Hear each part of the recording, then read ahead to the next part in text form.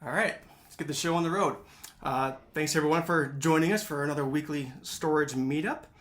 These weeks, and it flies by, but I always look forward to these Fridays. I hope you guys do the same. It's fun to be able to come on here, just chat, see everyone's faces, seeing new faces each week. So that's a good sign, seeing new people jumping on.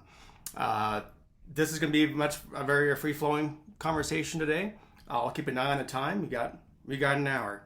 At the top of the hour here in a few minutes, I always invite people to come on for do like a show and tell, and I'll show you here in a second where you can book it for the future.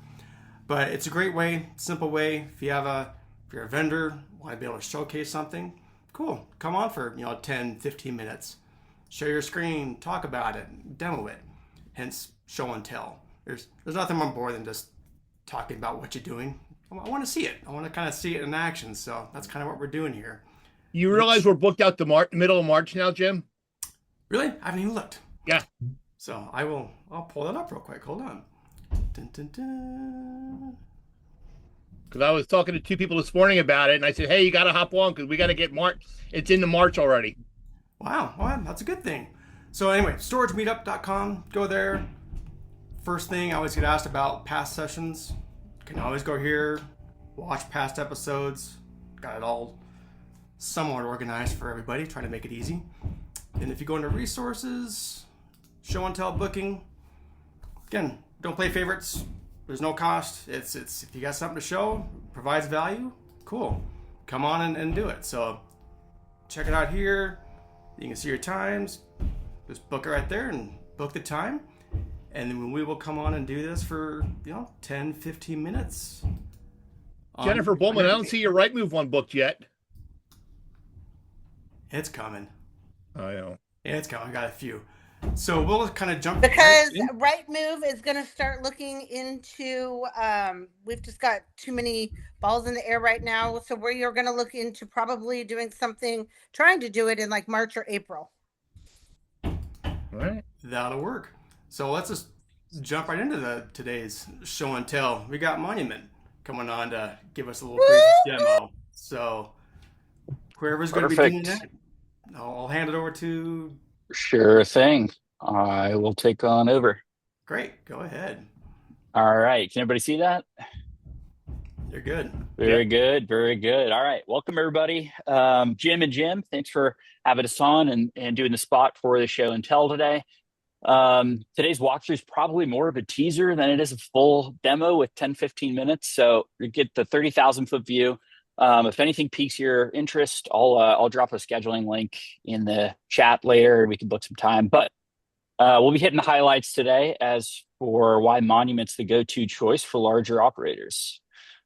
So from the top, right, Monument exists because operators told us that the tools in this industry weren't really built for how portfolios run today. So in building the software, we didn't guess at what was needed. Instead, we built, alongside operators. So from day one, we put together an advisory panel of 40 plus facility operators that really pressure tested the features that we built. And so they validated in real time and in deep workflows and measured the value out of the software via some of our insights. So Monument isn't a software platform really that's built in a vacuum. It's been shaped by the industry experts who use it. So before jumping into the product, just wanted to give you a quick overview of why the best are coming our way. So the one thing that we hear a lot about software is that it makes you choose these days, right? You can choose simple but shallow. You can choose powerful but clunky. And we at Monument don't think that you should have to make that decision, right? You shouldn't have to pick. So Monument really gives you portfolio-wide control without sacrificing any precision, even at the unit level. So it's one view with fast action, no tab juggling between facilities or brands. And the partnership approach is really paramount to us. So, we're not here to sell software and disappear. We actually own the outcome with you. So when you win, we win. It's genuinely how our client success managers think about every relationship, really as an extension of your team.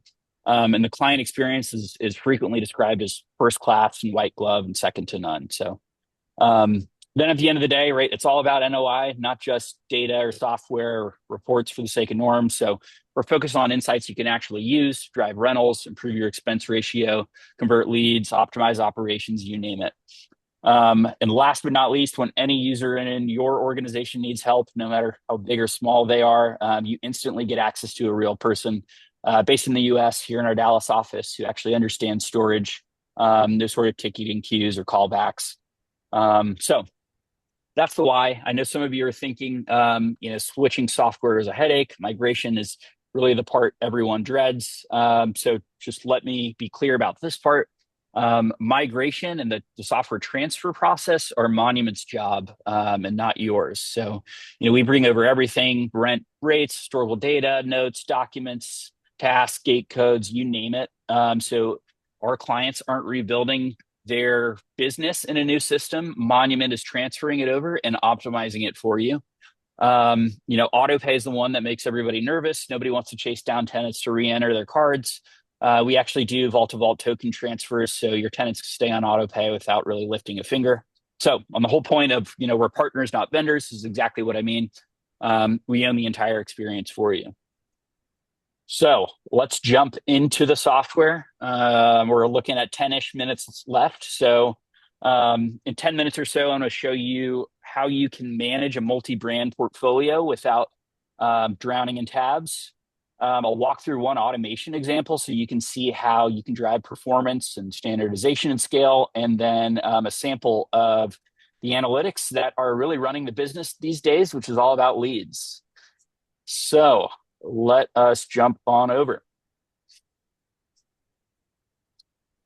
All righty, so we're looking at the Monument software platform right now. What you see is the home dashboard. This is really the bird's eye view of the performance of any facility in the portfolio trended over time. We built this to provide our clients with a one-stop shop that's never more than one click away to get sort of that high-level view of the business. Now, what's really unique about Monument is that, I spoke to this point earlier, but we're able to not just manage one facility, not just manage the whole portfolio, but manage in bulk different sort of groups of facilities, right? So a classic example is, show me just the single brand that I'm managing in the case that I'm a third-party manager, right? So not only does the data on the dashboard, for example, right, that's cool that it updates, but every single thing in the software can actually be done in bulk, right, and in mass. So these customizable facility groups really serve as the means to bounce back and forth between different strategies. For example, your facilities and lease ups, your districts, you name it. So coupled with the usability, user interface, you really get total control over the portfolio in Monument in a really simple way. So jumping now into automations a little bit, let's hop into the lead side of the house, right? Ever important in this market, optimizing the leads that we have. So I mentioned automations a little bit, right? So at Monument's foundation really is this automations engine that lets you sort of standardize and maximize your performance at scale. So I'll show you a little sample of what this looks like. But in Monument, we're able to build a multi-touch campaign, for example, to our leads that's highly personalized. So, within 3 or 4 clicks, we can see that we have a 5-day campaign, let's call it, that actually leverages personalized messages that can be sent to tenants that abandon their carts, for example. So, we can see that within the hour, we're reaching out to a tenant or a lead rather, with personalized information. Let me find exactly what I'm showing you here. So this sort of auto response. So now with the importance of leads and converting, right, within fairly instantly, a lead who's shopping your facility, maybe abandons cart, can get a message that says, hey Jim, thanks for reaching out about our climate 10x10s. I'm Miranda, I'm with this facility. Let me know what you're thinking about storing. I can help get you in the right unit and talk through any of your questions. So the fact that the lead can get a personalized outreach like that results in 60 to 65+% of any of these leads actually converting just through that fairly instant, personalized outreach. So really high leverage. The automations go a long way between delinquency, leads, tenant management, fee application, you name it. So really high leverage piece of the software. And now bringing things full circle, really want to switch gears a little bit into insights, analytics, insights, fairly much the same thing. So Monument has an embedded business intelligence platform at its foundation, which gives operators access to sophisticated analytics right out of the box. I will narrow down to, let's just say, the Texas side of our portfolio. And I'll walk you through the leads insights dashboard that Monument has. So, think about it as 3 questions, right, that you're likely constantly asking. Are leads going up and down? Where are they coming from and who's converting? And when we're losing them, what are we doing about it? So, starting from the top here, we're pretty quickly able to trend, the number of leads that are coming in by facility and by source as well. So this is able to sort of catch demand shifts really early as far as where your leads are coming in, when they're coming in, which facilities they're coming in for. And then we get into, some in-depth looks at how you're doing at engaging with these leads. So how long is it taking each facility before they actually engage with the lead? Who is, which facility manager, for example, isn't doing a great job at engaging. So a lot of the leads are non-responsive. Maybe this is an opportunity to tailor their messaging. We look directly at the facility response time, so making sure that they hit certain key performance indicators as far as getting to the lead quickly. And non-responsive leads by source, right? So an interesting view at, hey, where am I spending my marketing dollars that maybe isn't getting me the best return on ad spend, for example. So who am I spending time on that's not getting back to me, right? Getting into the classic views of lead conversion by source, a dedicated view for web leads and specifically. And then a really interesting view of this is how leads are converting throughout the automation rules. So we talked about a multi-touch sequence to leads who come in maybe via abandoned cart. We can actually see where in the sequence these leads are re-engaging and converting, right? So if it just so happens that on day 2, you're offering that $10, $15 off to rent now, you're able to analyze that, shift it up in the sequence if needed. And last but not least, right, the third kind of important question is, where are we losing leads and what are we doing about it? So we have a dedicated section in our leads dashboard about why are leads being dismissed and not converting? And so a really interesting example here is, when a lead gets classified as being dismissed for the unit type not being available, we're actually able to pull what units were they interested in at which facilities. So quickly we can build out a case. Okay, 75% of leads in this past period at Alderwin were looking for a 10 by 20. I've lost $750 a point in time rent from not having them. And I'm quickly building a use case for an expansion or unit conversion in the software. So this is a quick deep dive into Monument, leads, automation, and insights end to end. Really barely scratched the surface here. If anybody wants to, we can schedule a full working session, kind of tailor it to what's most interesting to you. But wanted this to be a quick high-level overview of Monument. Yeah, right, I got a question for you. Go ahead. Since we're starting, I know you and I met early on with your process, and one of the things that struck me loud and clear was you were coming into it from a outsider perspective and not saying, hey, we're going to build this software that's going to work for you if you do this. You actually took the time to meet with a lot of us, and I mean, a lot of us help what you got going on here. What do you think is the most valuable thing you've learned so far in this process, working with your advisory board and everybody that you've talked with over the past? Because we know everything's always changing. It's always changing. It's a great question. I think the answer is configurability. So no 2 operators like to do their job the same. So the way we think about the key is to, offer that configuration. You can pick any example, basically any one workflow in storage, I guarantee you everyone in here is doing that a little bit differently. So a lot of it comes down to just making sure that every workflow or setting or optimization is super configurable. Starts with an open ecosystem, right? So bring your vendors that you like to work with, and we integrate and make it happen. So great question, Jim. What was your one eye-opening moment? What was really the thing that made you say, we need to do this? Oh, I've got one for that. Okay. US-based client support and success teams. So they all sit in the office in Dallas, chomping at the bit. In-app questions are answered within minutes. Hop on a call, share your screen. Always there for the operators that are running into anything in real time.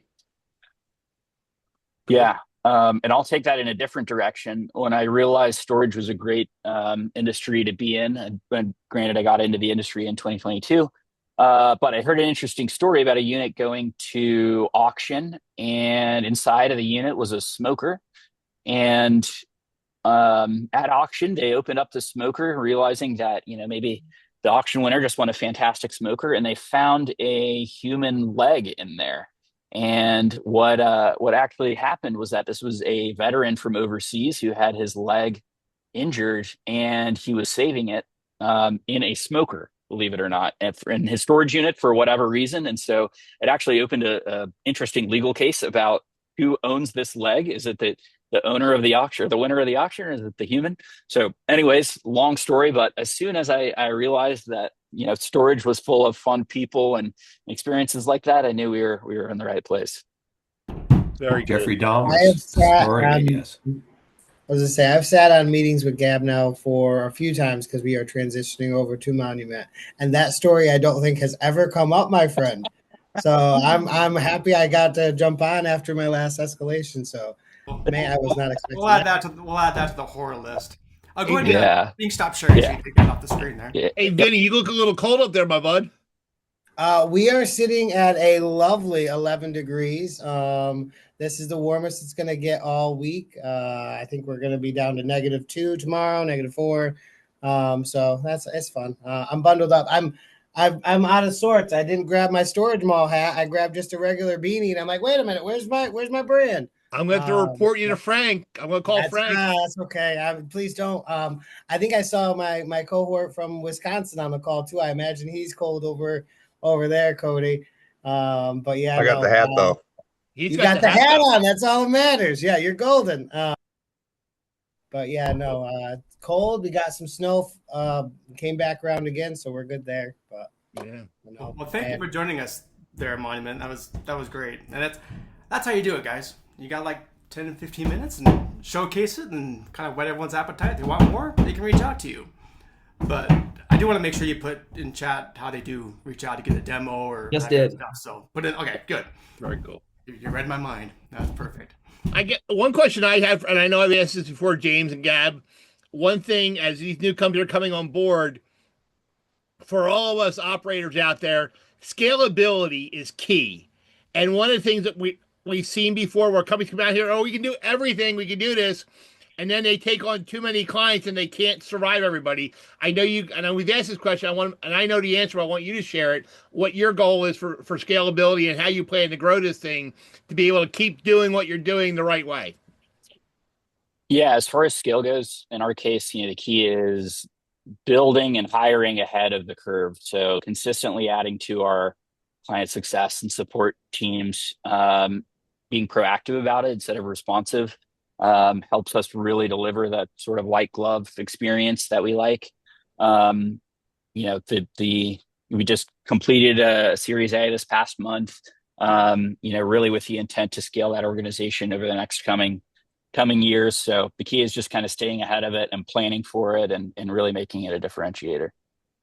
I can speak a little bit to that. Right Move has been working with the Monument team for quite a while, and we are partnering with them. And I believe our onboarding of all of our facilities starts when, Gab? This June?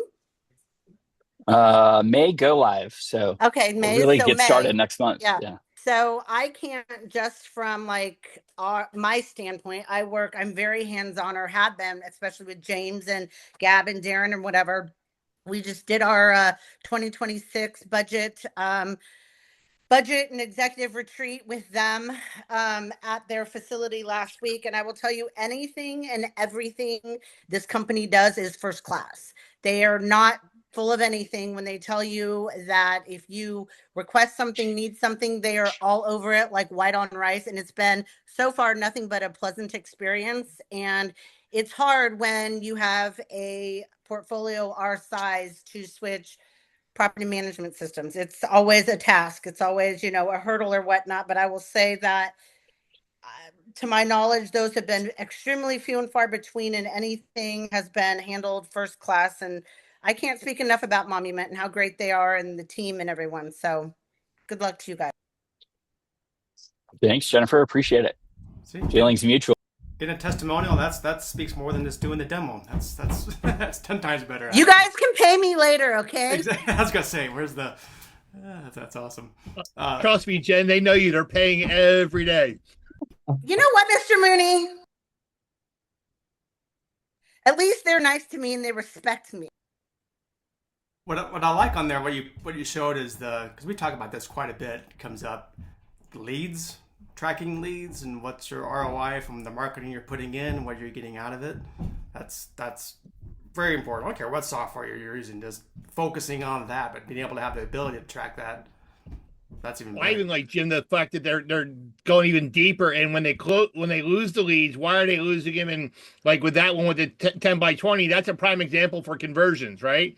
And if you're not tracking that data and you don't realize the value of what you're losing, and you have the open availability to either build or add portables or convert or whatever you're going to do, by having that data in your dashboard and broken out by, I saw calls, I saw walk-ins, I saw website, I saw Sparefoot, I saw all different aggregators. So you're breaking out by all the aggregators. You can then really hone in on what you're spending on each category. And I'm sure for marketing, like Eva and Corey on here, they're probably salivating at something like that they can then take that back and do with what they do. I was going to say, Jim, this is where technology meets marketing. And things like, so a lot of the times people come back, I'm not getting rentals, I'm not getting reservations. I can then go to the system and say, hey, looks like most of our leads were going for 10 by 10s. Why don't we go for a conversion, or why don't we change things up a little bit, or see who we're going after as our current clientele instead of it being larger houses. Let's do apartments because they'll probably go for 5 by 5s, something like that, to be able to help with that data. True. One thing I really liked about what I saw in the software is the amount of time that we can track for first contact to the customers when we get these online reservations through the website or through third-party leads like Sparefoot. Having that time stamp on there per employee, per facility, turns that into a KPI we can track and measure. Because as we all know, the quicker we get that first call out, the higher percentage we have in those units. So. Yeah, it would be interesting as you build this thing up here to watch that automation flow and see really how you can hone in on the automation of what one really does the trick. And I'd be really curious to see, store level, regional level, portfolio level, to see how that changes by the area and the dynamics. We all know that client base is different from, in Tennessee to New York to Pennsylvania to California. Everybody reacts a little differently. So if you can hone it in by area as well, and then put a best practice thing out there saying, hey, we're seeing this across the board in these markets. Yeah, I totally agree. We're seeing some really interesting A/B testing going on too from our clients on, to your point, the language by market, right? And what's resonating more. So yeah, I think the benefit about being in this industry at this stage, regardless of which technology partners you're working with, is that the sky's the limit on what we can accomplish. I think so. It's an awesome time to be in storage, that's for sure. Gab, you just had a question in the chat about paying operator implement Apple Pay, Shop Pay, or Google Pay. Good question. Apple Pay specifically is on the roadmap for rollout later in Q1. Don't have Google Pay or Shop Pay quite yet, although I do like the experience on Shop Pay at least. Yeah. Corey, what did you just share in the chat? Oh, my favorite statistic about response time. Share, Lead share it. response. Go ahead and share Share on your screen. screen. All right, yeah, let me grab it back up and I'll show you guys. This I has know been a she- study. This is a study that comes around pretty regularly, and the time is pretty pretty extraordinary, and that's one of those things you really have to pay attention. And where is my share? There it is. Sorry, tell him to answer the phone. Just Oh yeah, answer that too. now. That's my other tidbit for today. But lead conversion rates are exceedingly better the quicker that you respond. So this is the graph that shows if you respond within 5 minutes, your conversion rate is 8 times higher. Crazy. It's really important to follow up. And as Shannon and I were just discussing, please answer the phone. Yeah. That was the other thing that came up. Google has now started to have a lot more businesses coming up with the have AI get the pricing for me. So if your pricing is not clear on your website, it'll call you. And if it calls you enough and you don't answer, you will be dropped from results. So it's going to be really interesting to watch that. I haven't seen it come in our industry as of yet, but it's coming. So please answer your phone and follow up when they do call you.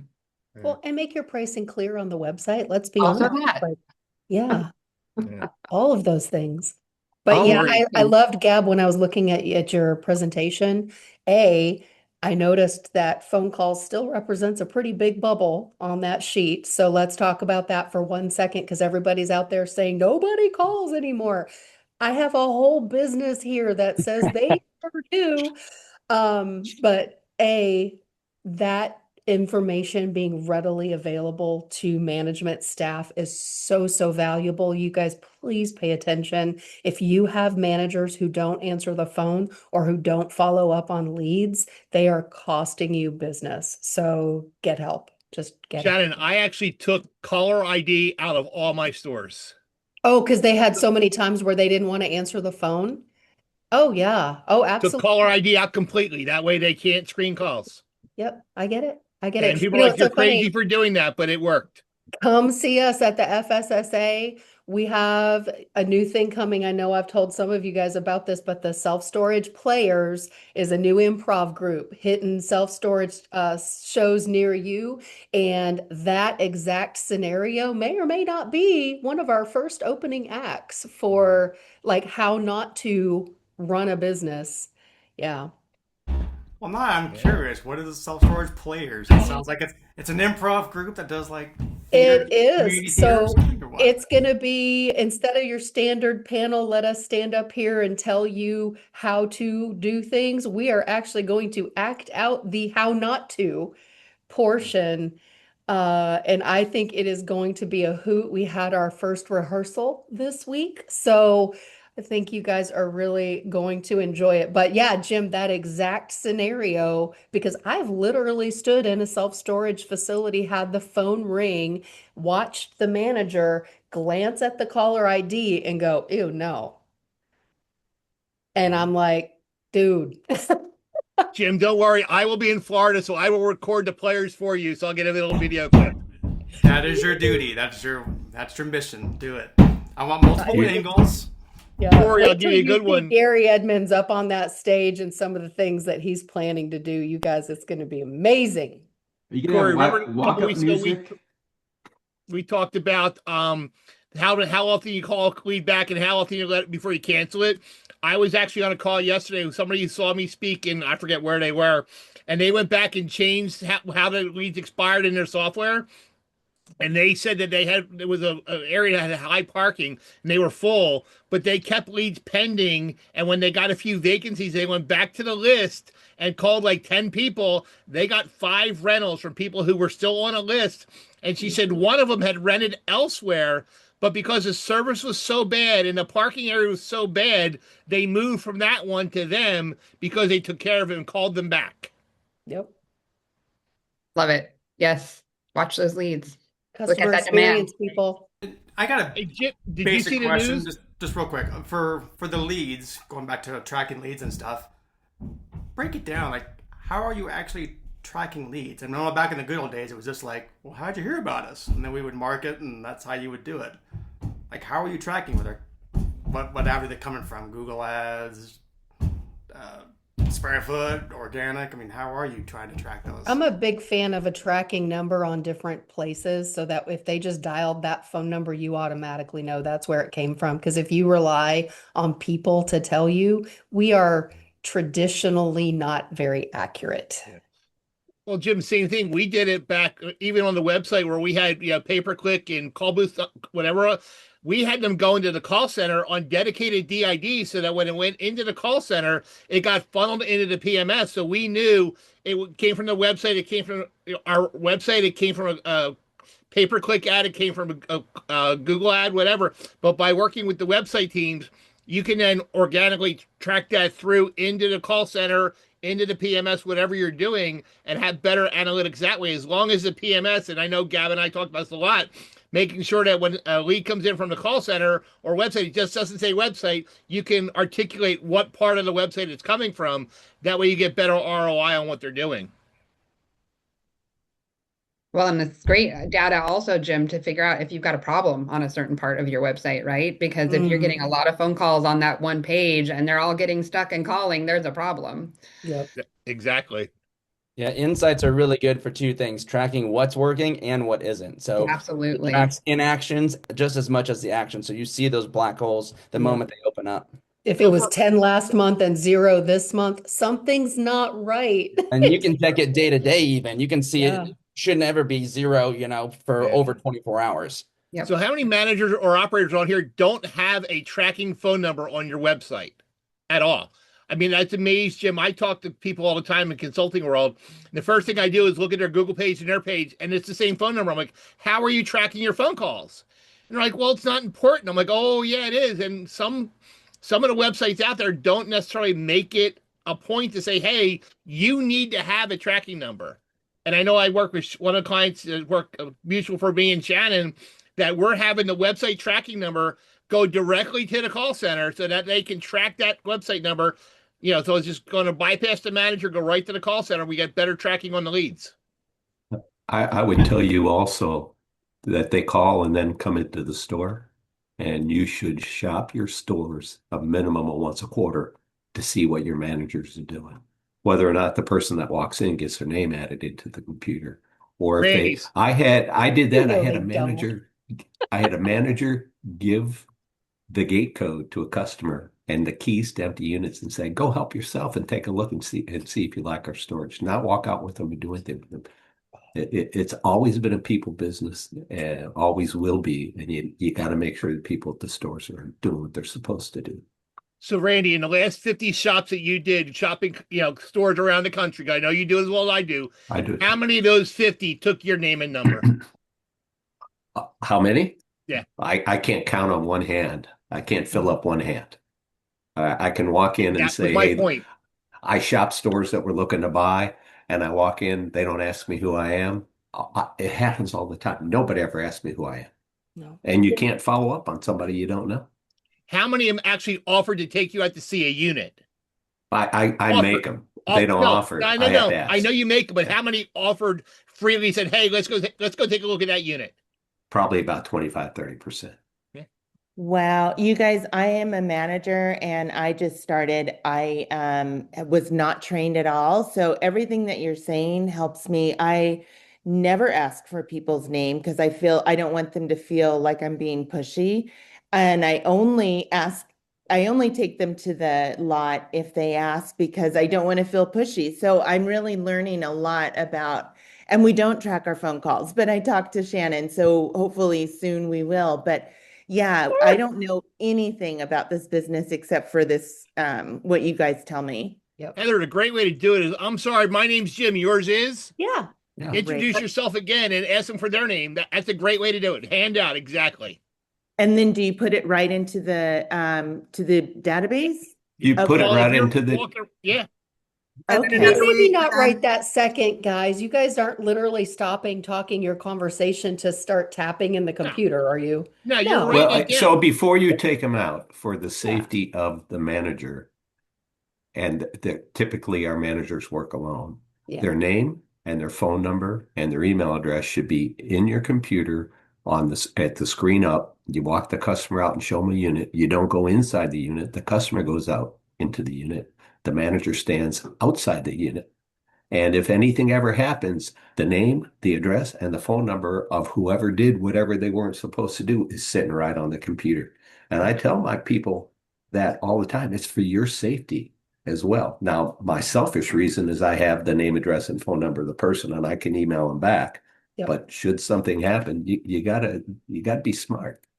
Yeah, we actually ask for their ID. I mean, as soon as we're ready to get a tour. And actually, part of our mystery shop process, like you basically fail if you do not take them out on a tour and you do not ask them to rent. Not just, can I make you a reservation? You have to ask, like, let's go ahead. Let's go ahead and rent the unit today. So if you don't take them on a tour and you don't ask those two things, you failed. Yep. Camille, we took it a step farther that if you could bang the shop out completely, right? But if it's not logged into the software, we were using cycling. If it's not logged into the software, it's an automatic zero. Yep. Automatic, no matter what, because you can't call them back. And the other part was if you don't call back the very next morning as a thank you call, like we called it, you lose 50% of your score no matter what. Yeah. No matter how well you did on the shop, if those two things aren't met, doesn't count. Jim, I used to do shopping at a third-party property management company. I used to do shopping online on the phones, and they knew I was listening to the phone calls. But there was a nth of a chance that I wouldn't listen to that phone call or whatever it was, and they would still push it. They would still not ask for names. They wouldn't go through the whole script, and we had it 10 steps. Here are the 10 things you have to ask for, 10 things you have to do, and you'll pass. But still, even then, with somebody monitoring them, they still kind of didn't want to do certain things, ask for names or whatever it was. I don't think Dan Cosgrove's on here, but that's why I love his system, Mercantile Shops. That I mean, there are a lot of good ones out there, but Dan's analytics behind him are so phenomenally like detail oriented, like Gab's was for his reporting as a dashboard, that they can actually take calls down, drop them in, and just grade them for you. And I know a couple of other companies are doing that as well, but Gab made a good point about leads, and we all talk about it every week. If we don't have leads, we don't have customers, we don't have a business. Right. As far as like logging the information as soon as you have them on site, something to remember, and it's something that keeps me humble all the time, is that they're having something that is requiring them to take action in their life right now. It is unreasonable to assume that I'm going to be priority one in the event that something else happens in their life, and they need to be called away. And they need to leave the property. They need to get out of the property as soon as possible because the cat just got ran over.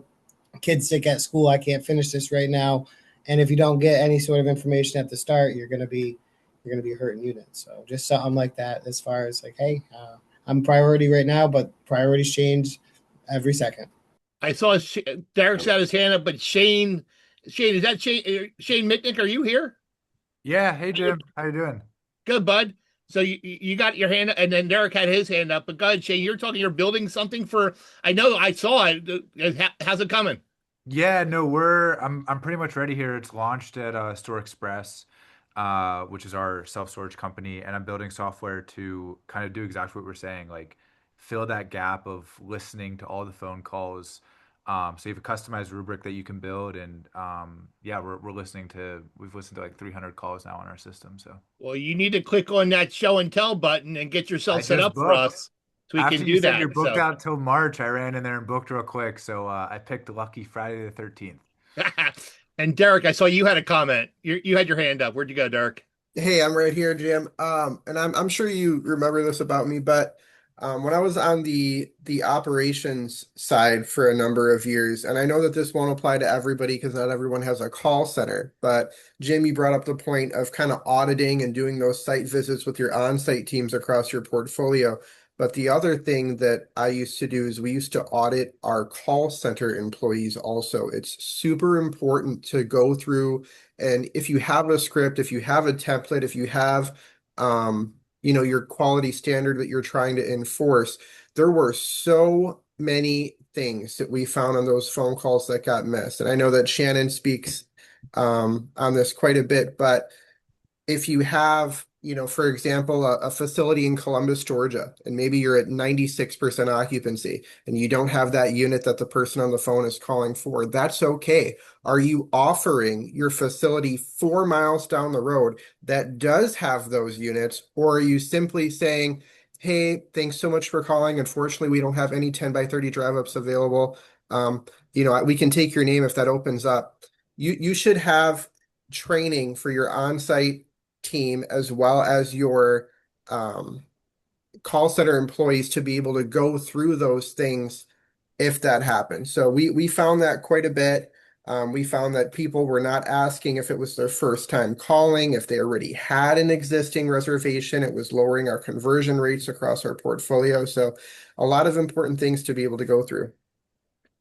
Derek, you make two good points there. And one, I got a question for Gab on the first one, but we actually, when we used Dan's company to do our mystery shopping, the rule was they tried to get my store 3 times. And if they didn't get the store in the 3rd time, they shopped the call center no matter what, because that way we held the call center to the same standards we were holding our managers to. And then we would interact with our call centers. But Gab, one of the big questions Derek just brought up is, I know you talked about it, duplicate. How are you handling duplicate leads in your software? But I know that was a big point for you. Question. So we're prompting the ability to merge it when we suspect that it's a duplicate lead based on either the email or the phone number.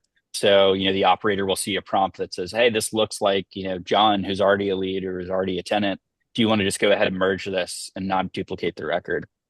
That's going to make life so much better for a lot of us. Such a good point, though, because it's something I was talking to somebody about recently. A lot of times I see where it's like mom goes on and they start, a rental, but then don't do it. Then the son goes online, and then some people do it like multiple times a day. So, it's hard because I think Jim and I, we've been talking about like, tracking those the reservations and stuff like that, but it's like sometimes you get multiple that are really the same person that needs the unit. Sometimes it's like 3 family members, but they're all trying to get grandma a unit. I don't really know if there's like a great solution for that. Right. Or they reserve 2 different size units because they don't know what they want. So now you got 2 leads for one person for different size units. Yeah. I mean, that's what the part that we talk about, Camille, that it is still a people business, because a person who knows the situation and knows what's going on at that store is going to have to be the one to look at those 3 reservations and go, all 3 of those were for one. Theoretically, if you've got a really good, solid manager, you can trust them to close out 2 reservations and say, this resulted in a rental over there, so that their quote unquote conversion percentage, if that's a number that you guys are really honing in on, doesn't go down, right? Because we're not trying to penalize the people who are working for us, right? The problem becomes that most of the time, I strongly suspect that nobody at your site has any clue that those 3 were really all for the same one. Well, then you think that it's the demand. You're like, oh my God, we're having so much demand for these 10 by 20s, but it's the same person going in and just every day, like starting an inquiry, and you're just like, it's just one person. So I don't really know what the solution is there. I mean, unless, you have some manager that's like, it's the same person with the same, they all have the same last name. It's got to be for the same grandmother. Right. I don't know. Or if the wife makes the reservation and the husband walks in the door to actually finalize the paperwork. It happens all the time. All the time. Yeah. There needs to be a way to close that without it being like bad. Yes, there should be the elegant solution to be able to say, hey, this is a duplicate and it shouldn't count against my closing percentage. Correct. And, selfishly, from a third party perspective, my ability to do that is sometimes hampered by what's available to me in an API. So when somebody calls me, we have to train our team. Listen, if they're still calling, they're still shopping, make a new reservation, right? Is that the elegant solution that you're talking about, Corey? No, that is a hammer. Yeah, it is absolutely a hammer, but it is, listen, if you've got a nail and it needs to get where it needs to go, it's what's happening. But I will say, I just made a note to myself that this was a big topic of conversation today, because it really is like the right thing to do to pull up existing reservations. And Derek, to your point, to ask that question, do you have an existing reservation that I can help you with? It's so simple, except it's not, because of APIs. Gab, when you guys write an API for us, will you make sure we can do that, please? That'd be great. Thank I was you. Got it. actually going to You say, have my Gab, word. It's on the I have list. a tip for you, Gab. It's possible maybe we have software that can differentiate when we do close out leads. Sit there and have it so it severs that tie so it doesn't even fall to your final bucket as far as what potential leads were. And then that way it doesn't kill your conversion. So just something that I literally took a note for, but like, let me see if I can get Gab to get on this. I like Well, that. All right. it's interesting. In my world, it was first in the door got it. So if you had a spare foot lead and a call center lead and a website lead, the first one in the door got it.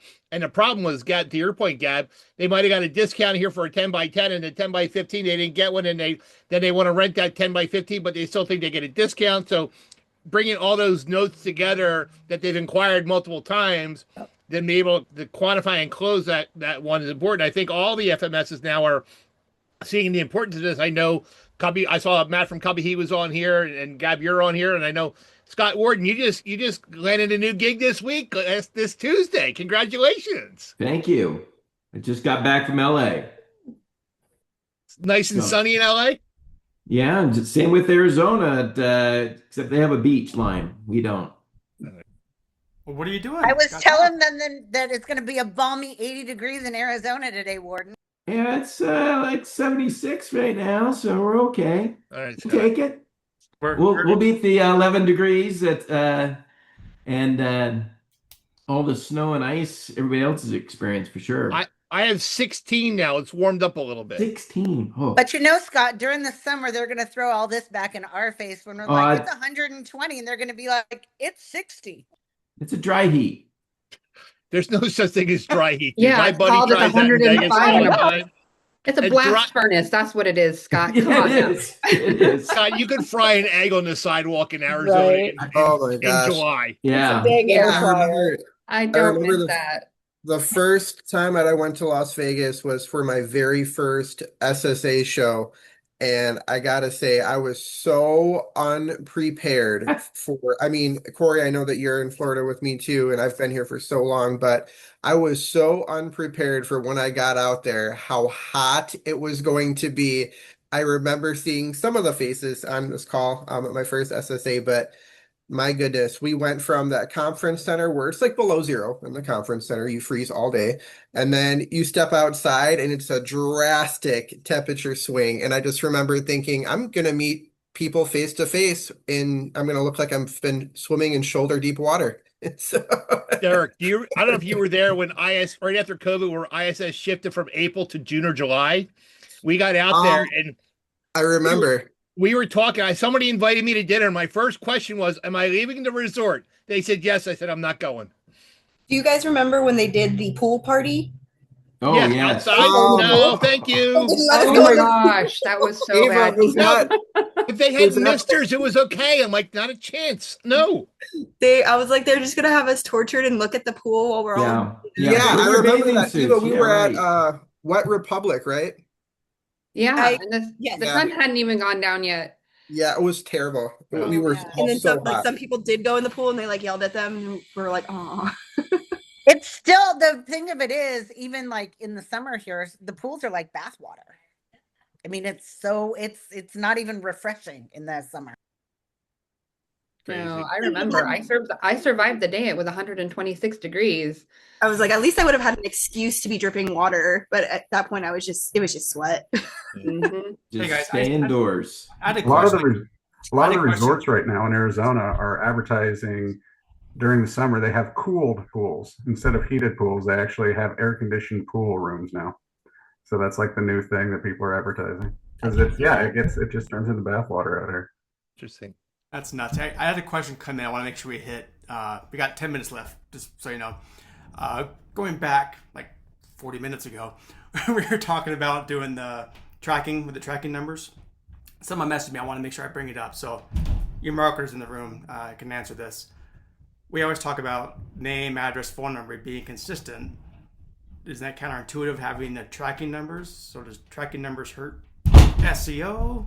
And if whoever's on here can answer that. I don't know if Corey was going to stay quiet too on it because we heard it, but I prefer dynamic tracking numbers.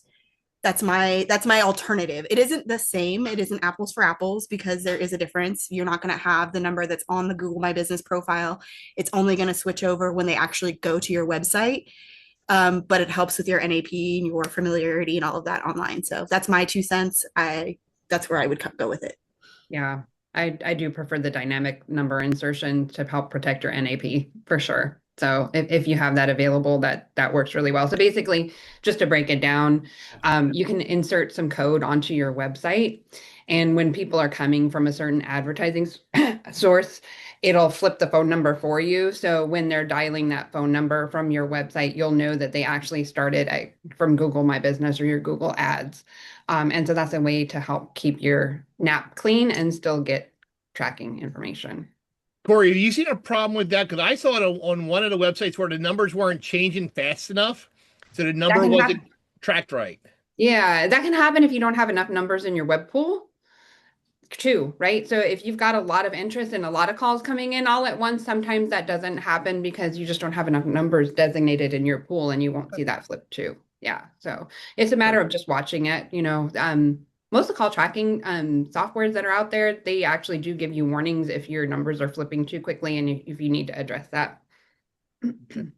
You guys, that is crazy. It could be the code is inserted a little too far down. Yeah, sometimes that happens. It gets inserted below other things. So just make sure that the code is inserted correctly. Yep. That's why I hire experts like you guys. Mm-hmm. I've got to say that when I got here, they were saying nobody knew why our numbers were changing until this minute.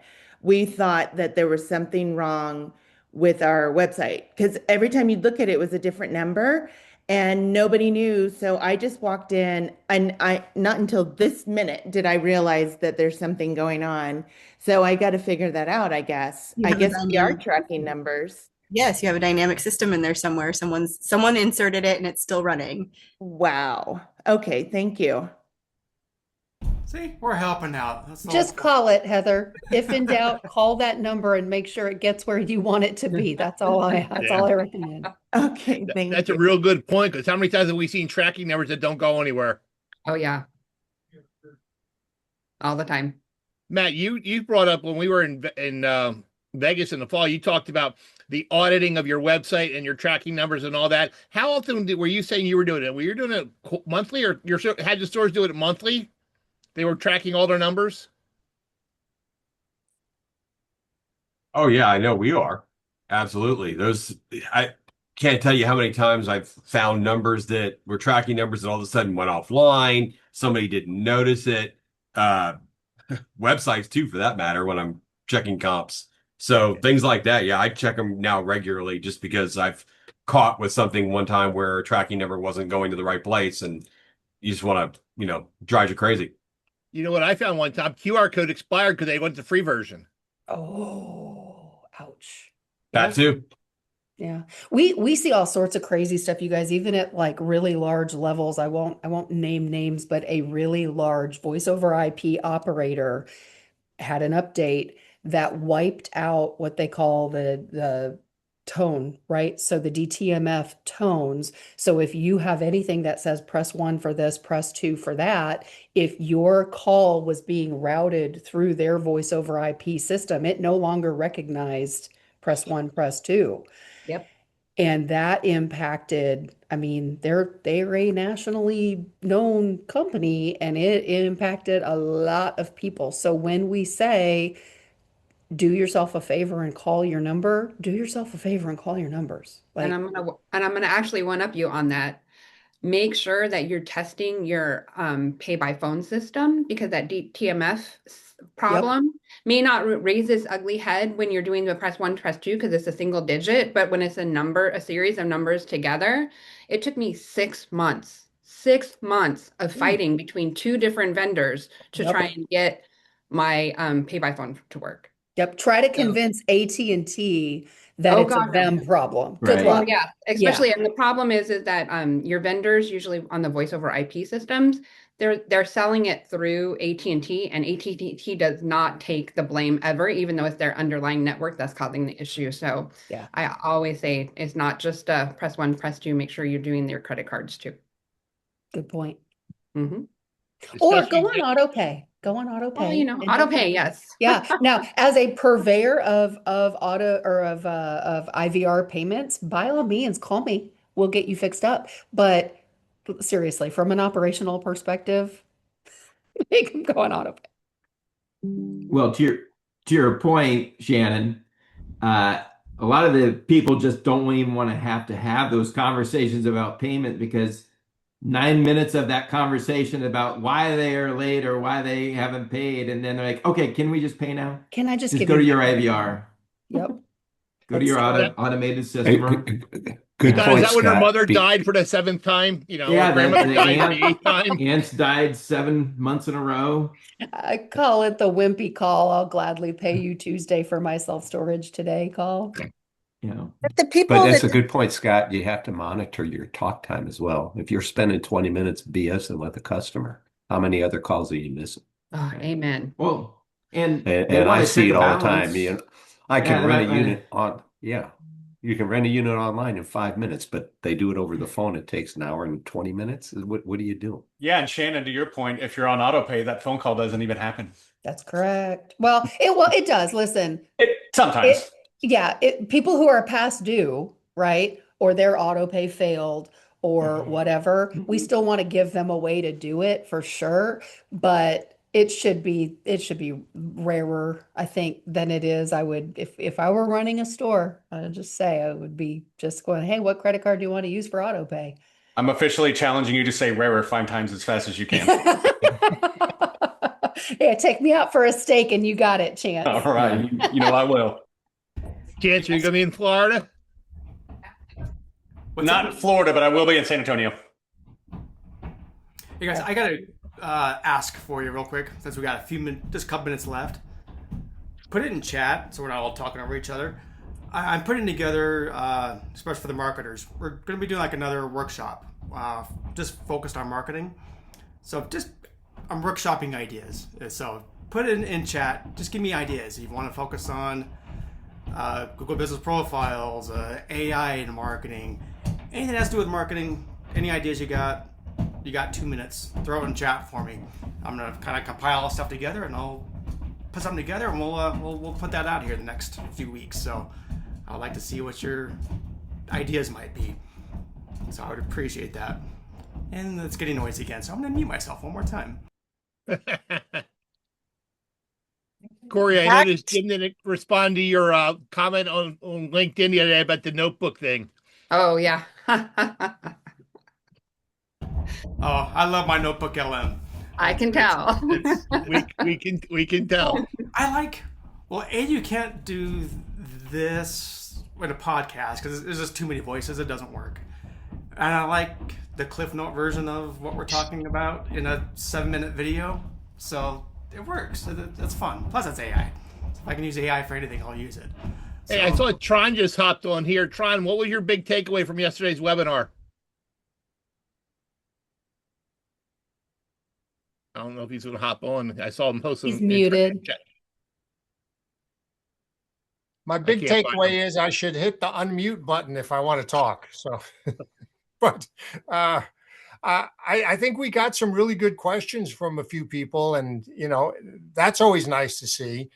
And I think some of the responses I got, people were saying, "Yeah, implementation is hard." The thinking about what to do. Thank you. So you got 1 more minute left. Any other final thoughts on our marketing session? Put it in there for me. So hey, Tron, you want to give a plug for your I can do it Hawaii all day conference? long, I did it but I earlier. wanna But hear you what want to guys give it a have to say, plug? 'cause it's a lot of fun that way. And when I do these kind of sessions, just so you know, for the marketing stuff, I like to show and work through demos and things like that.